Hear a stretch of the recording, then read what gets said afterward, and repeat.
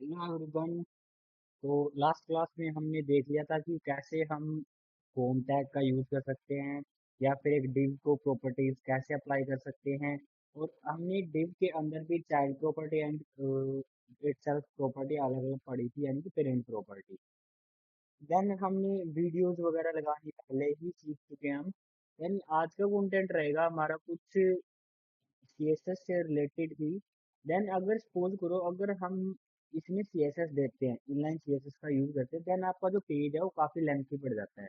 तो हम क्या करेंगे आज का कंटेंट, सबसे पहले तो हम एक फाइल बना लेते हैं, let's say internal CSS dot HTML.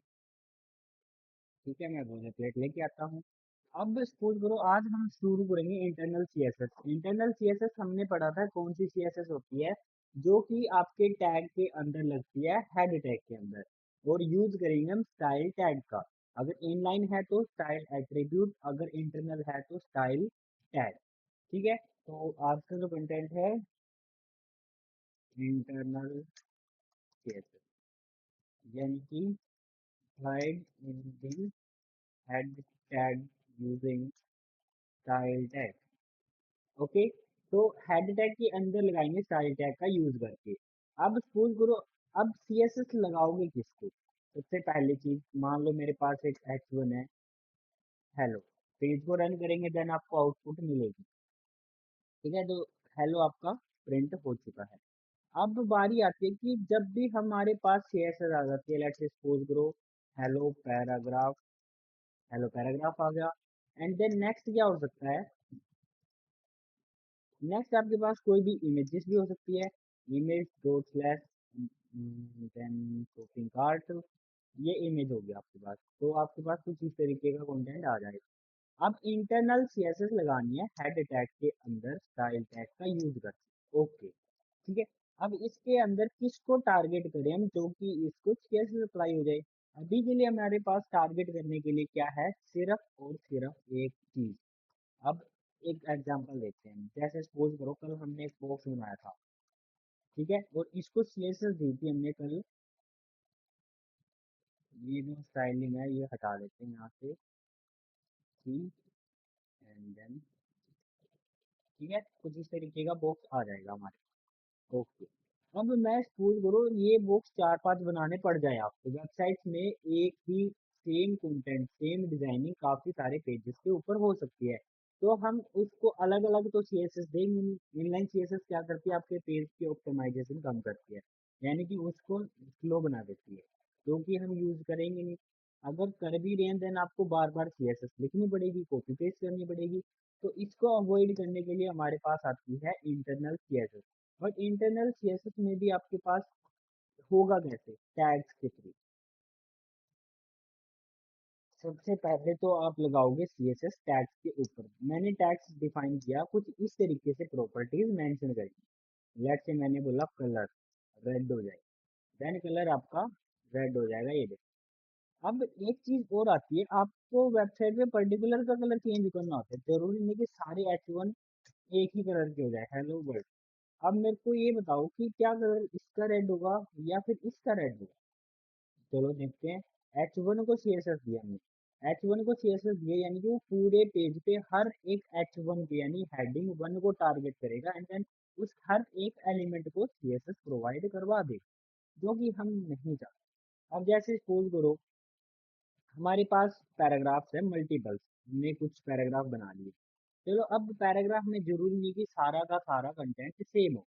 किसी में प्राइस भी लिखा हो सकता है, किसी में टाइटल भी लिखा हो सकता है, किसी में डिस्क्रिप्शन भी हो सकता है, टाइपोग्राफी आपकी छोटी बड़ी हो सकती है। ठीक है, तो अब देखो ये सारे के सारे ब्लैक है। अगर मैं पैराग्राफ को सीएसएस दूं, पैराग्राफ एंड देन कलर,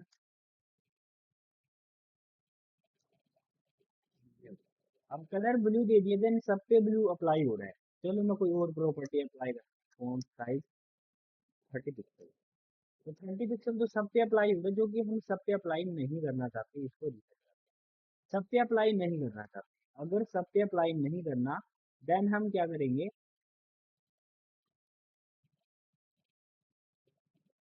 हम करेंगे सिलेक्टर्स का यूज। आज का जो क्लास का कंटेंट रहेगा, टॉपिक रहेगा, वो रहेगा सिलेक्टर। सिलेक्टर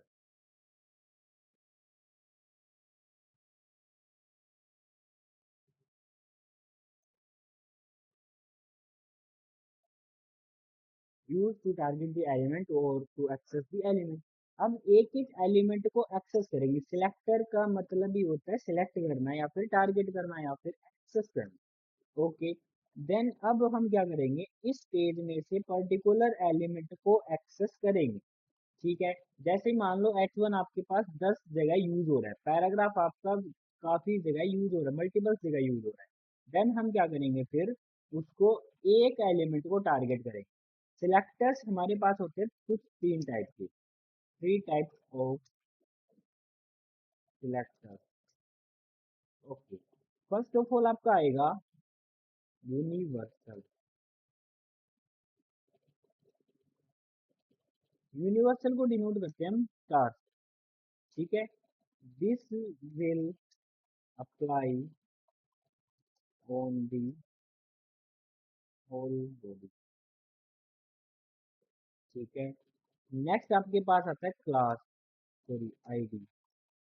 आईडी को डिनोट करते हैं हम हैश के साथ।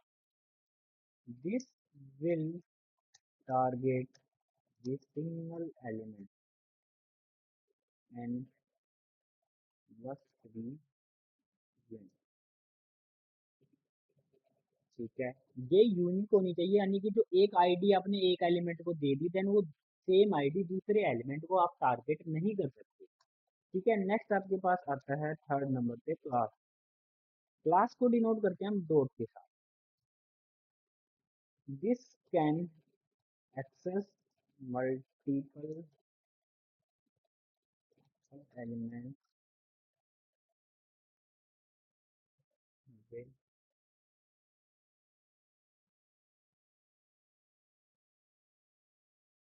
same class। ओके, यानी कि क्लास का यूज हम कब करेंगे, जब आपको सेम स्टाइलिंग काफी सारे एलिमेंट के ऊपर चाहिए। जैसे इसी बॉक्स का एग्जांपल लेते हैं कि मेरे को 10 बॉक्स इकट्ठे चाहिए, तो आपको ये प्रॉपर 10 बॉक्स एक साथ दे देगा। सीएसएस सिर्फ आपको एक बार लगानी है। अब टारगेट आप टैग को नहीं, जब क्लास के थ्रू सीएसएस दोगे, आईडी के थ्रू सीएसएस दोगे, हम और किसी के थ्रू सीएसएस नहीं देंगे। अगर टैग को दोगे तो देन पूरे पेज पे अप्लाई हो जाएगा, हर एक टैग को एक्सेस कर लेगा। अब एक चीज ट्राई करते हैं। सबसे पहले तो universal, universal will apply on the whole body. अब होल बॉडी पे आप सिर्फ क्या अप्लाई कर सकते हो, या तो आप बैकग्राउंड कलर अप्लाई कर सकते हो, या फिर फॉन्ट फैमिली यूज कर सकते हो, या फिर थोड़ी मोटी स्पेसिंग। अभी स्पेसिंग हमने पढ़ी नहीं है, तो हम अभी के लिए क्या अप्लाई कर सकते हैं, बैकग्राउंड कलर या फिर फॉन्ट फैमिली। अभी जस्ट ट्राई कर लेते हैं हम, ऊपर कर लेते हैं star and BG colour aqua. Aqua use कर लिया है, देखो पूरे बैकग्राउंड के ऊपर कलर अप्लाई हो चुका है। हम एक्वा ना यूज करके हम थोड़ा सा लाइट यूज कर लेते हैं। देखो लाइट हो गया है, थोड़ा सा और वो कर लेते हैं। ये देखो बैकग्राउंड का कलर, मतलब कि आप बैकग्राउंड कलर कुछ भी रख सकते हो। ठीक है, ये आपका बैकग्राउंड कलर यूज हो रहा है। ओके, अब अगर ध्यान से देखोगे तो इनके पीछे बैकग्राउंड सा भी आ रहा है, तो हम क्या करेंगे, यहाँ स्टार की जगह बॉडी लगा देंगे। स्टार के साथ बॉडी लगा देंगे, अब कलर ही हट गया है। ठीक है, तो हम स्टार को हटा देते हैं एक बार। अब प्रॉपर कलर अप्लाई हो रहा है। ठीक है, तो हम स्टार का ना भी यूज करें तो भी अप्लाई हो जाता है। बॉडी को डायरेक्ट अप्लाई कर दो, देन आपका बैकग्राउंड कलर अप्लाई हो जाता है। अब यूज करके देखते हैं आईडी। अब आईडी होती है यूनिक।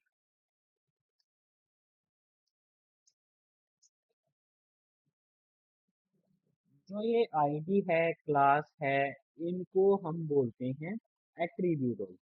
एट्रीब्यूट भी बोल सकते हैं। ठीक है, अब हम इस डिव को आईडी दे देते हैं। आईडी देने के लिए हम यूज करते हैं एट्रीब्यूट आईडी, और आईडी का नाम लेट से मैंने रख दिया वो। अब सीएसएस देते टाइम हम हैश मेंशन करेंगे, यहाँ हैश नहीं लिखना होता। अब जैसे मेरे को इसी बॉक्स को थोड़ा सा इनहांस बनाना, तो मैं क्या करूँगा, hash book, and then height हो जाएगी 100 पिक्सल। विड्थ हो जाएगी 100 pixel. And then BG colour हो जाएगा ऑरेंज। एंड देन बॉर्डर हो जाएगा इसका 3 पिक्सल सॉलिड रेड। रेड तो कलर मैच कर देगा ब्लैक। अब स्क्रॉल करते हैं और आपका वो बन के रेडी है। अब इसको और भी इनहेंस कर सकते हैं, जैसे कि बॉर्डर रेडियस। अगर पूरा प्रॉपर सर्कल करना है तो 50% लगा दो। ये देखो पूरा सर्कल। और सर्कल आपका तब होता है जब आप proper height and width same रख रहे हो। अगर सेम है देन आपका प्रॉपर सर्कल स्क्वायर हो जाता है, वो रेडियस हो जाता है, यानी कि स्क्वायर के फॉर्म में। अब इसमें लगा सकते हैं हम शैडो वगैरह, पढ़ लेना वो शैडो लगा दी हमने, इंसेट वगैरह लगा दी, देन रेड वगैरह लगा दी। देन शैडो वगैरह इंसेट में लगा देना और ओवरव्यू कर लेना इसका। ठीक है। तो शैडो नाम की भी प्रॉपर्टीज होती है, जैसे किसी बॉक्स के नीचे शैडो आ जाती है, इनसाइड में लगानी है आउटसाइड में लगानी है, बॉक्स शैडो इनसाइड। अभी के लिए इसमें नहीं दिखेगी, कलर वगैरह मेंशन कर दो रेड। अभी भी रेड भी नहीं दिख रहा, तो इसके लिए डायमेंशन मेंशन करनी पड़ती है, वो आगे की बात है। अब एक चीज और देखते हैं, देखो आईडी हम एक और बॉक्स को देके देखते हैं। दिस आईडी, देखो अप्लाई तो हो रहा है, बट एचटीएमएल क्या बोलता है, हम कभी भी आईडी दो एलिमेंट्स को नहीं देंगे, क्योंकि जब भी हम कोई भी फंक्शनैलिटी लगाएंगे किसी भी एलिमेंट के ऊपर, तो वो सारी की सारी फंक्शनैलिटी हम आईडी की हेल्प से ही लगाएंगे। इसलिए हम सेम आईडी मल्टीपल एलिमेंट्स को अप्लाई नहीं कर सकते। हमारे पास मल्टीपल एलिमेंट को टारगेट करने के लिए क्लास नाम की चीज है, तो हम क्लास का यूज करेंगे। अब एक चीज और देखो, मैं डिव बनाता हूँ जिसकी क्लास मैंने बॉक्स रख दी, या फिर बॉक्स टू रख लो, थोड़ा सा मिसकंसेप्शन नहीं होगा। बॉक्स रख दो, ये आईडी है, ये बॉक्स है, कोई दिक्कत नहीं है। ये क्लास के थ्रू मेंशन करेंगे हम, ये आईडी के थ्रू मेंशन करेंगे। और मैंने ये तीन चार एलिमेंट बना दिए।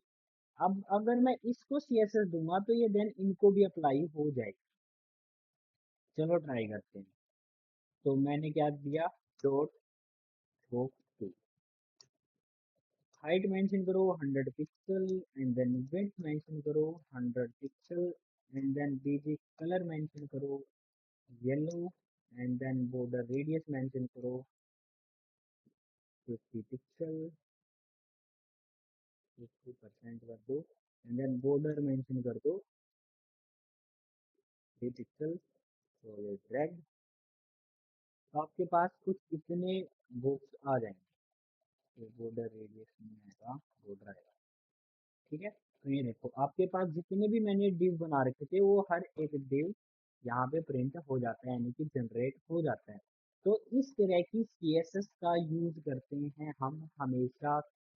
सेम क्लास देनी, सेम सीएसएस देनी हो, यानी कि सेम लेआउट बनाना हो। अब जैसे मैं आपको एक वेबसाइट दिखाता हूँ, अमेजोन। अमेजोन पे क्या, अमेजोन काफी सारे कंटेंट सेम दिखेंगे, ये देखो सेम कंटेंट है। div एक, div के अंदर इमेज है, टैग है, टाइटल है, प्राइस है, वगैरह वगैरह कंटेंट है।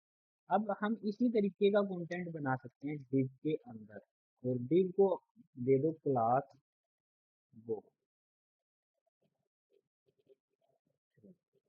अब एक हेडिंग लिख दो हेलो, एक पैराग्राफ लिख दो हेलो वर्ल्ड, एक डिस्क्रिप्शन लिख दो,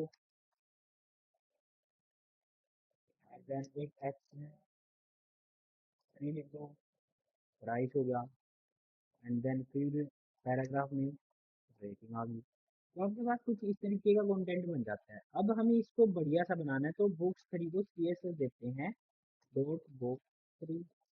एंड देन हाइट हो जाएगी इसकी 200 पिक्सल। ज़्यादा है तो कम कर लेना बाद में pixel. Width 150, and then colour होने का। और ब्लू से हम शेड चेंज कर देते हैं इसकी थोड़ी सी,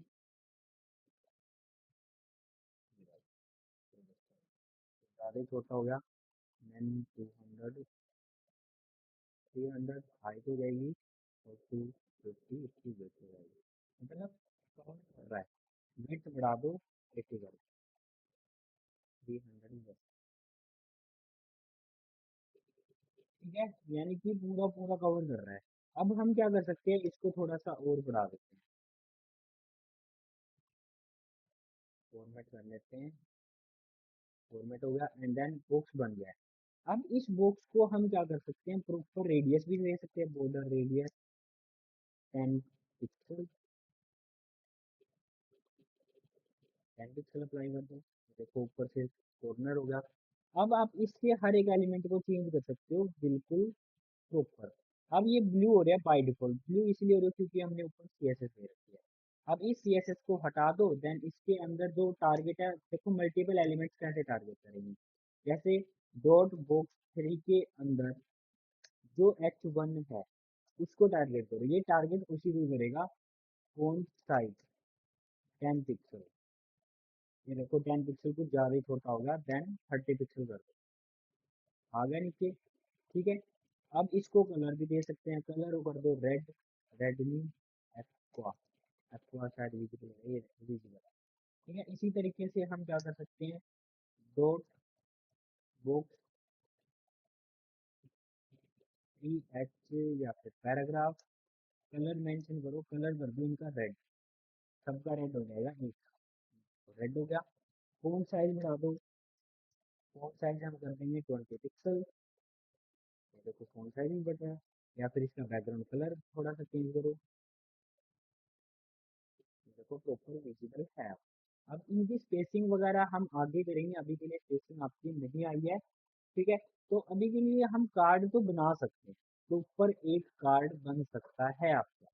ठीक है, प्राइसिंग अलाइन करना हो, टेक्स्ट फॉर्मेट अलाइन करने हो, सेंटर में करने हो, राइट में करने हो, देन वो चीज़ आप क्या कर सकते हो, अलाइन कर सकते हो। अब बारी आती है इमेजेस की। अब हमने एक इमेज यूज कर सकते हैं, ये वाली। अब मल्टीपल एलिमेंट्स को आई थिंक आप CSS अप्लाई कर सकते हो। अब इसी कार्ड को हम मल्टीपल्स बनाते हैं। एक बार मैंने किया कॉपी, बाद में कंटेंट चेंज कर सकते हैं।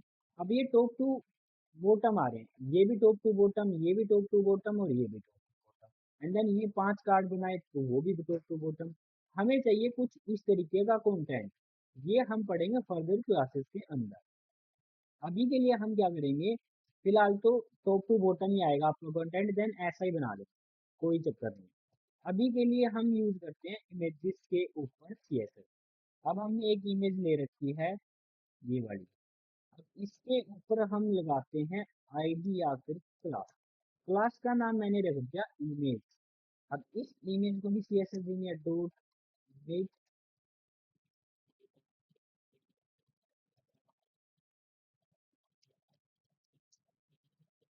हाइट इसकी कर दो 50 पिक्सल।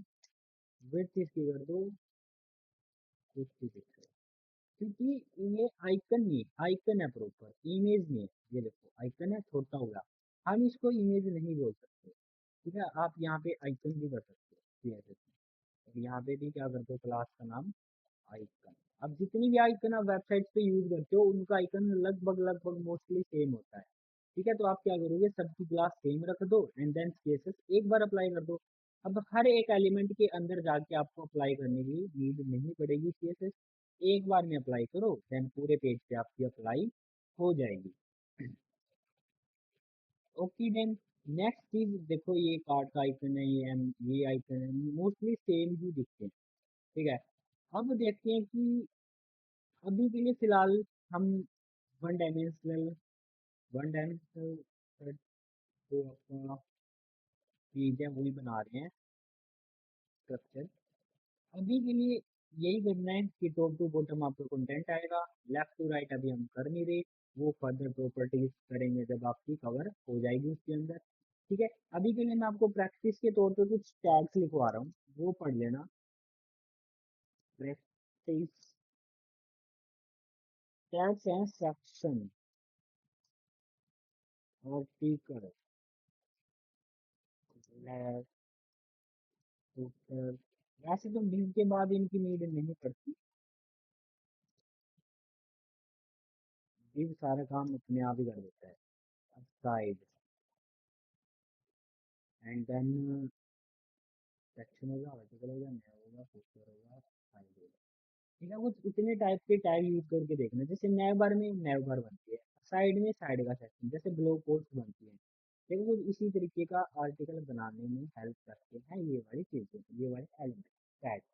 ओके, तो आई थिंक आज के लिए इतना ही काफी है, एंड देन मिलते हैं फिर नेक्स्ट क्लास में। उसमें करेंगे हम फ्लैक्स बॉक्स, यानी कि content proper left to right कैसे अलाइन कर सकते हैं। ठीक है, तो मिलते हैं फिर नेक्स्ट क्लास।